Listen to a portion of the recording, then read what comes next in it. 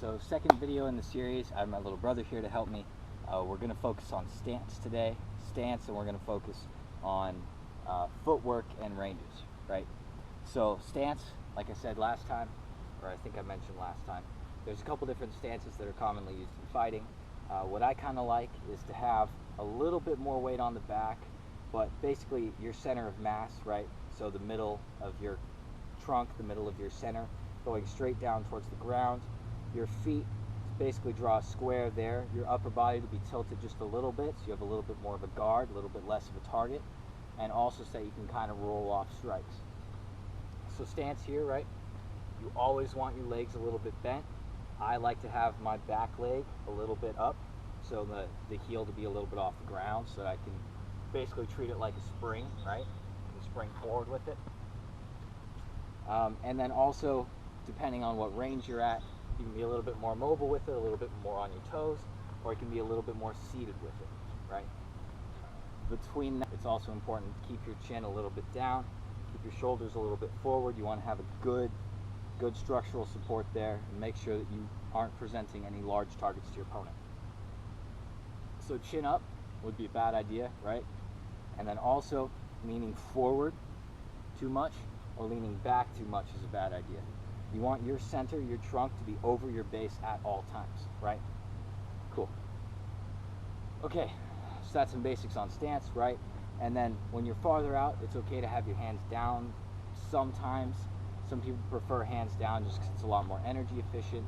If you're not in the punching range, if you're not in fighting range, then you're probably okay to have your hands down a little bit, right? When you're closer in, it's always a good idea to have your hands up, right? At least above chin, to protect yourself. This way, let's say I'm getting into a fight with this guy, my little brother, okay? And he throws a punch in my face. Even if I don't see it coming, my hands are here. Even if I don't see it coming, there's at least something in the way of that punch. He has to go through my hands to get to my face. It's always a good idea to have hands up, at least a little bit. Elbows in, right? If your elbows are out, you have these really big targets here and here. Body shots hurt. So if your hands are out, right, you can throw a hook to my body, boom. You can throw an uppercut to the middle, boom. It's okay, right? Just tucking your elbows a little bit provides a little bit more support. Also for kicks to the body, right, and knees to the body, it's nice to have something in the way to protect yourself. Forearm bones are kind of big and kind of nice. Cool. Okay, that's some basic on stance. It's always good to make sure that your eyes aren't down, your eyes aren't staring at their face, unless if they make some sort of facial. If they make a face before they strike, it's a good idea to watch their face. But otherwise, I like looking a little bit more towards the center of the chest, right? Watch for a slight rotation, watch for a slight rotation, watch for a step, watch for something that's going to come before the strikes do. A lot of strikes, people have a little bit of, telegraphing. A lot of strikes, people telegraph beforehand, right? If I'm going to throw a jab, typically the first thing to move is this right here. Which is why fakes are important, because once people know to watch for that, you can come here and then throw, or whatever else. Okay, it's also important, whatever strikes you throw, to return to your stance really fast, right? This is your safe zone. You can parry here, you can block here, you can block leg kicks here. You can do whatever you need to do here, but after you do any strikes, after you do any blocks, after you do any parrying, it's really important to go back to your stance, back to that security that you have here. Right, so if I throw a jab here, I'm going to throw that jab, I'm going to come straight back. I'm not going to throw that jab, leave it out there, and then bring it back. That's opening myself up for too long, right? I'm not going to throw this and then let it go down and then bring it back up. I'm going to go straight out, straight back. Boom and boom, right? Okay. I kind of like to have my weight a little bit more back, like I said before, because then they have to cover a little bit more of your stance in order to get to where you are. Or a little bit more of your base. They basically have to go past a little bit more of your base in order to reach your trunk, in order to reach your face, in order to reach your stomach, whatever they're aiming for. Cool. So that's a little bit more on stance. From your stance, you have a bunch of different moves that you want to do to basically position yourself, to make sure you're out of the way of strikes, to make sure you can move into your own strikes. a lot of things for your own safety and to make sure that you can be an effective weapon towards whoever you're trying to defend yourself against. So, like I said before with the stance, I like my back leg to be a little bit up.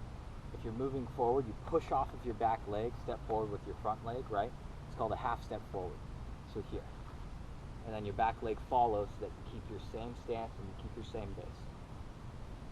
The whole idea is that you want your stance to be your stance for as much of the fight as possible, since you're safer in that body position. So if I'm here and I try to move forward here with the punch, I'm going to do this half step forward. This punch is going to come out with it. My back leg follows. I'm still in my stance. If I'm going backwards, it's the opposite. I push off with the back, step back with the back, push off with the front leg, step back with the back leg first. So it's here. And I'm still back in my stance, right? Forward and backward. Forward and backward. From here, right, I can throw strikes going forward. I can throw strikes going back, but they typically don't have my body's force behind it, so it's just typically it's a test for range, right? Boom. Whatever else. Okay, circling, moving side to side. If I'm moving side to side here, I'm going to push off with whatever leg is opposite the direction I'm going. Step with the foot that's in the direction I'm going first. So if I'm going to the left, I push off with my right leg, step left with my left leg, and then my right leg follows. Just like that. If I'm going in the other direction, same thing. Boom, boom. Right here, I can move forward, I can move backward, I can move to the left, I can move to the right. All of those moves. Right. I stay with these angles. You stay mobile and you stay a little bit safer. It's a lot easier to not get hit when you're moving around. Okay, that was stance and moving. Third part of this is ranges. So ranges, your stance and your moving tie into ranges a lot. Your stance is very important to keep you safe in whatever range you're in, to make sure you can parry, you can block, and you can throw whatever strikes work best, whatever range you're in. Your moving is to make sure you can move out of the way of strikes, move between different ranges, so that you can create angles in fighting to throw different strikes. So, my little brother here is going to help me demonstrate a little bit. If I throw a kick here, he's safe. I can't reach him. I'd have to move in in order to hit him, right? So, what I'm going to do is, I'm going to use a slide step roundhouse kick. I'm going to slide my back leg forward, and then I'm going to kick at this point. Just like that, right? So that's moving in from basically a safe distance of fighting into kicking range. Boom, we're in kicking range. Now, from that kicking range, since I set my foot in front, we're now in punching range. So I can reach him with a punch, he can reach me with a punch, right? We're now in punching range. From here, I would move in some more. Let's say I throw a hook here, and then I throw a knee. If I can throw a knee, if I can throw an elbow, then we're in trapping range. Elbows and knees are common weapons in here.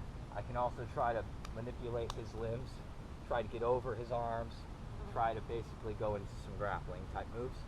And then from there, you can move in some more, and then you're in grappling, right? Grappling, you try to get locks, you try to get holds, you try to go to a takedown. Of course, there's also movement up and down in a fight. So let's say we're out here, and I throw a roundhouse kick. I could move in with a punch here into punching range like I did before, but I can also move down, try to move in further for grappling range. Let's say I throw a slide roundhouse kick here, and I'm a grappler, even though I just threw a kick. I'm mainly a grappler. I really want to do ground type stuff. So instead of just throwing a punch here, I'm going to distract him with like a palm to the face, and then from there I'm going to drop down and move in further for a double leg takedown, right? So I drop in here, boom, and I go for that double leg. So ranges, movement is very important to move in between each range. Make sure you throw a strike whenever you change range, because otherwise you're opening yourself up. If I move forward, boom. I know I pumped my arm there. Sometimes I do that when I'm farther up.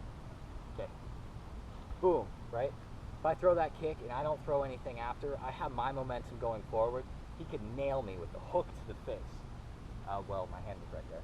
So a hook to the face, boom. He could have nailed me right there, and that would have been a really bad hit since he was moving into it and I was moving into it. So instead, if I throw that roundhouse kick, I'm going to throw a strike right after. You always want to attack whenever you move into a range, or be ready for a counter, have some sort of plan. So that was a little more info on stance, a little bit more info on movement, and a little bit more info on range. I hope you enjoyed, and thanks for watching.